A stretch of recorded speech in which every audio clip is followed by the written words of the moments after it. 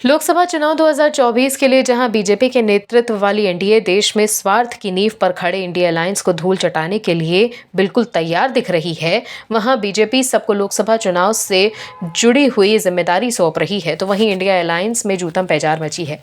India alliance की हालत तो यह है कि वो एक दूसरे को धमकी दे रहे हैं कि अगर हमारे हिसाब से सीट शेयरिंग नहीं हुई तो हम अपने उम्मीदवार तुम्हारे खिलाफ उतार देंगे।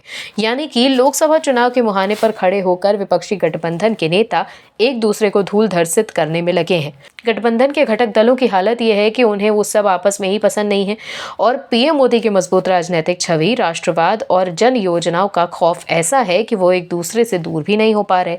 लेकिन इस बात पर किसी और से नहीं बल्कि कांग्रेस ने ही विपक्षी गठबंधन के दूसरे दलों को घुड़की दे दी है।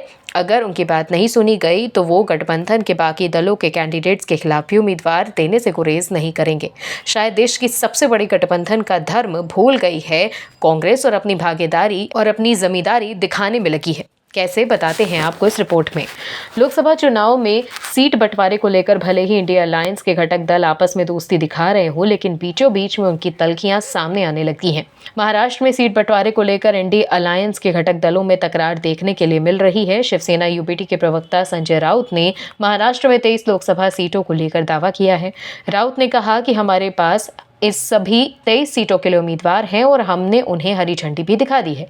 वहीं मुंबई दक्षिण लोकसभा सीट से अपने प्रत्याशी को उतारने के शिवसेना यूबीटी के दावे से नाखुश वरिष्ठ कांग्रेस नेता मिलिंद देवड़ा नाराज हो गए हैं और संजय राउत को करारा जवाब देते हुए मिलिंद देवड़ा ने ये कहा है कि ऐसा रहा है तो इस सीट से कांग्रेस उम्मीदवारों की घोषणा कर सकती है। मिलिंद देवड़ा ने कहा कि अगर गठबंधन के एक सहयोगी के इस तरह के बयान नहीं रुकते तो उनकी पार्टी भी लोकसभा सीटों पर अपने उम्मीदवारों की घोषणा कर देगी।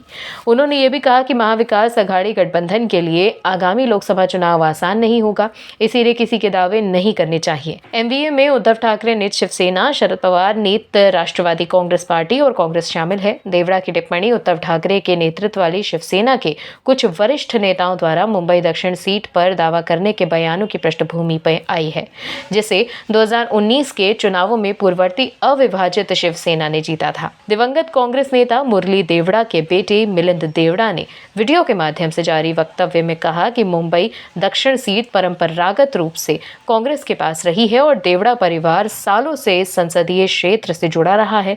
मिलिंद देवड़ा ने कहा कि मेरा परिवार हमारे काम के आधार पर यहाँ के मतदाताओं से जुड़ा हुआ है और ये रिश्ते कई सालों से विकसित होते आए हैं। Bureau report MH news.